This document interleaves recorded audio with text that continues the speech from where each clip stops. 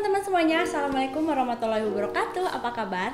Namaku Anggi dan selamat datang kembali di YouTube channel aku. Menurut pendapat teman-teman, tantangan terbesar dalam hidup itu datangnya dari mana sih? Apakah dari dunia luar? Ternyata salah ya, karena tantangan terbesar dalam hidup itu datang dari diri kita sendiri. Siapapun kita, dimanapun kita berada, dan apapun yang kita lakukan, musuh terbesar sudah hidup di dalam diri kita yang bernama ego. Lalu bagaimana sih cara kita untuk melawan ego? Nah, hari ini aku akan membahas salah satu buku terbaik yang pernah aku baca di tahun 2021 kemarin. Judulnya yaitu Ego is the Enemy, karyanya Ryan Holiday. Ryan Holiday adalah ahli strategi dan penulis. Dia keluar dari perguruan tinggi pada usia 19 tahun untuk bergabung di bawah bimbingan Robert Greene, penulis The 48 Laws of Power, dan kemudian menjabat sebagai direktur pemasaran untuk American Apparel. Perusahaannya Braschek telah memberi advice kepada klien seperti Google, Tesser, dan Complex, serta banyak penulis buku terlaris terkemuka.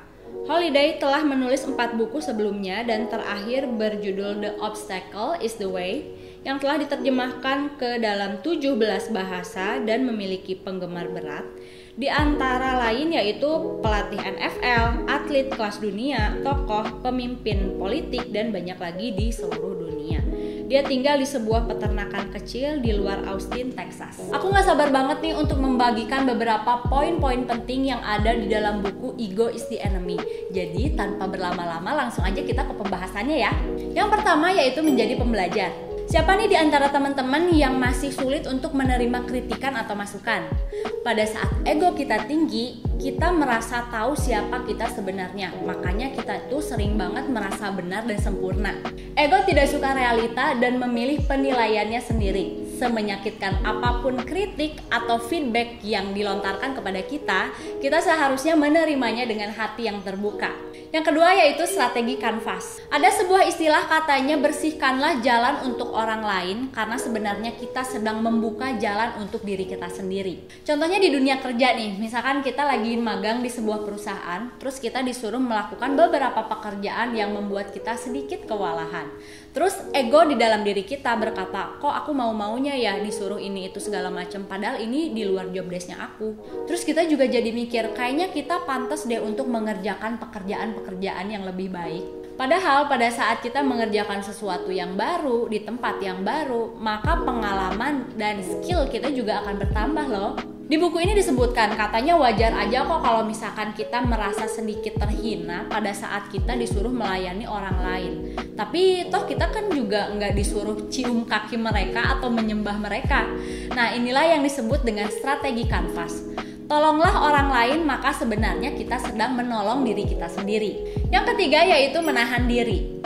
Keberhasilan kita ditentukan seberapa mampu kita menghandle sebuah omong kosong. Namanya juga hidup, wajar banget ya kalau misalkan kita dimarahin, diteriakin, terus diremehkan, bahkan banyak banget hal-hal yang membuat kita marah. Rasanya pasti kita pengen marah-marah, pengen ngelawan, dan merasa pantas diperlakukan lebih baik.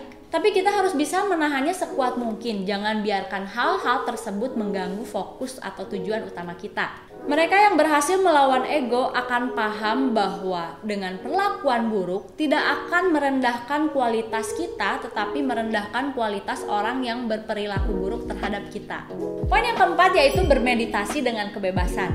Kreativitas adalah tentang keterbukaan, dan hal tersebut tidak akan terjadi kalau kita selalu berpikir dunia ini berpusat pada kita. Makanya nih, kita harus melebarkan perspektif kita untuk melihat banyak hal di dunia ini. Poin yang kelima adalah mempertahankan kesadaran. Kesadaran adalah penyeimbang dari sebuah kesuksesan. Pada saat ego kita tinggi, ego akan merasa keadaan membaik dan lebih mudah. Ada sebuah pepatah nih, katanya jika ingin hidup bahagia, maka hiduplah secara tersembunyi. Banyak banget orang-orang sukses yang memutuskan untuk hidup di rumah sederhana, di apartemen sederhana, dengan gaya hidup yang sederhana juga, dikarenakan mereka tidak ingin terekspos ke dunia luar agar mereka tetap fokus pada tujuan utama mereka dan pekerjaan mereka yang lebih penting. Jadi mereka itu menghindari paranoia dan ketamakan. Poin yang keenam yaitu kegagalan. Kegagalan apapun itu namanya, seperti kekecewaan, tragedi, masalah, dan lain-lain, merupakan hal yang harus dilewati umat manusia dalam kehidupan. Orang rendah hati dan kuat tidak memiliki masalah yang sama dengan orang yang egois.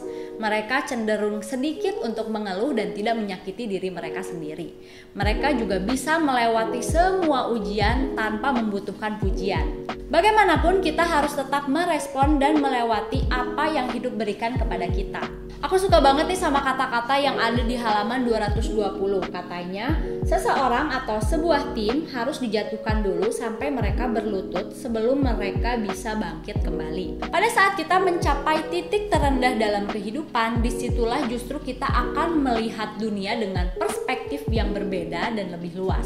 Poin yang terakhir yaitu usaha Anda sudah cukup. Akan lebih baik jika pekerjaan yang sudah kita lakukan dengan baik ternyata sudah cukup. Jangan berharap pada hasil, karena semakin kita tidak berharap pada hasilnya, maka justru akan semakin baik. Kita juga jangan pernah merasa bahwa keberadaan kita, keberhasilan dan pencapaian yang sudah kita lakukan dilihat atau diakui oleh orang lain. Penghargaan dan hadiah hanyalah sebuah bonus. Penolakan adalah masalah mereka, bukan masalah kita, dan jangan sampai kita membiarkan orang lain menentukan sesuatu itu bernilai atau tidak, karena kita yang akan menentukannya. Dalam kehidupan kita selalu berada di dalam 3 fase. Yang pertama yaitu aspiration atau jalan kita menuju sesuatu, lalu kesuksesan dan juga kegagalan. Ego akan hadir di setiap fase kehidupan dengan bentuk yang berbeda. Ego adalah perasaan di mana kita merasa lebih unggul daripada orang lain, merasa lebih baik daripada orang lain, dan merasa kepentingan kita lebih istimewa dibandingkan kepentingan orang lain. Tidak pernah mudah untuk melawan dan mengakui bahwa ego itu ada. Mengakuinya untuk dikritik dan dievaluasi. Karena kebanyakan dari kita merasa tidak nyaman atas penilaian terhadap diri kita sendiri. Cara melawan ego adalah dengan menahan diri agar kita bisa fokus pada tujuan utama kita. Kita juga harus bisa menerima bahwa banyak hal lain yang lebih besar dan lebih penting. It's done! Itulah pembahasan buku Ego is the Enemy karyanya Ryan Holiday. Buat teman-teman yang mau kasih kritik dan saran, langsung aja tulis di kolom komentar ya.